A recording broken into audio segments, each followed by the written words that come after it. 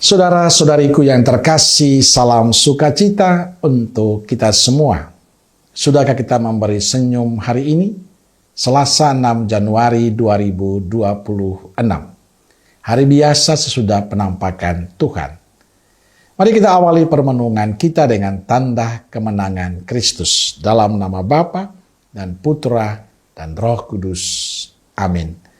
Permenungan kita diambil dari Injil Markus bab 6 ayat 34 sampai 44. Ketika Yesus mendarat, ia melihat sejumlah besar orang banyak.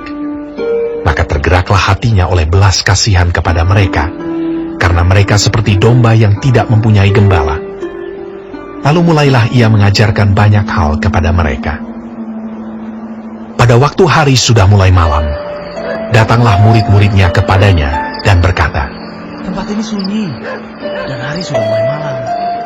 Suruhlah mereka pergi, supaya mereka dapat membeli makanan di desa-desa dan di kampung-kampung di sekitar ini." Tetapi jawabnya, "Kamu harus memberi mereka makan." kata mereka kepadanya, "Jadi, haruskah kami membeli roti seharga 200 dinar untuk memberi mereka makan?" Tetapi ia berkata kepada mereka, "Berapa banyak roti yang ada padamu? Cobalah periksa." Sesudah memeriksanya, mereka berkata, 5 roti dan 2 ikan. Lalu ia menyuruh orang-orang itu supaya semua duduk berkelompok-kelompok di atas rumput hijau. Maka duduklah mereka berkelompok-kelompok. Ada yang 100, ada yang 50 orang. Dan setelah ia mengambil 5 roti dan 2 ikan itu, ia menengadah ke langit dan mengucap berkat, lalu memecah-mecahkan roti itu dan memberikannya kepada murid-muridnya, supaya dibagi-bagikan kepada orang-orang itu. Begitu juga kedua ikan itu dibagi-bagikannya kepada semua mereka. Dan mereka semuanya makan sampai kenyang. Kemudian orang mengumpulkan potongan-potongan roti, 12 bakul penuh, selain daripada sisa-sisa ikan. Yang ikut makan roti itu ada 5.000 orang laki-laki. Saudara-saudariku yang terkasih, kepada para muridnya Yesus berkata, kamu harus memberi mereka makan. Berawal dari melihat orang banyak yang mengikutinya, tergeraklah hatinya oleh belas kasihan kepada mereka.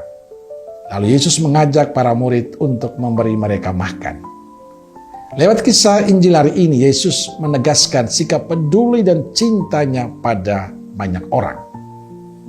Tanpa kita minta, Ia sudah memberikan berkat untuk kita. Yesus tidak pernah membiarkan kita terlantar. Ia selalu membantu kita.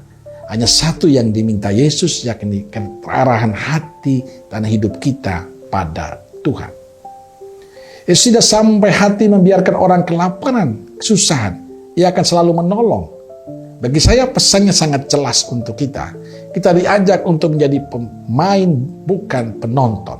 Kita diajak untuk memiliki tergerakkan hati, kepedulian, bela rasa pada sesama kita. Yesus tidak membutuhkan omongan kita saja, tapi tindakan konkret kita membantu dan melakukan sesuatu untuk sesama yang lain.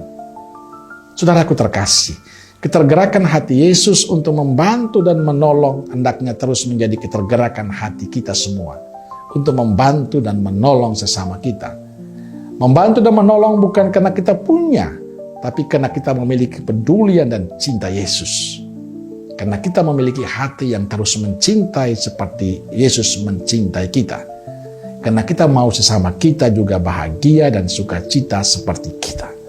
Maka kepedulian Yesus, bela rasa Yesus, keberpihakan Yesus hendaknya menjadi bagian dari kehidupan kita, supaya semakin banyak orang yang merasakan berkat dari Tuhan.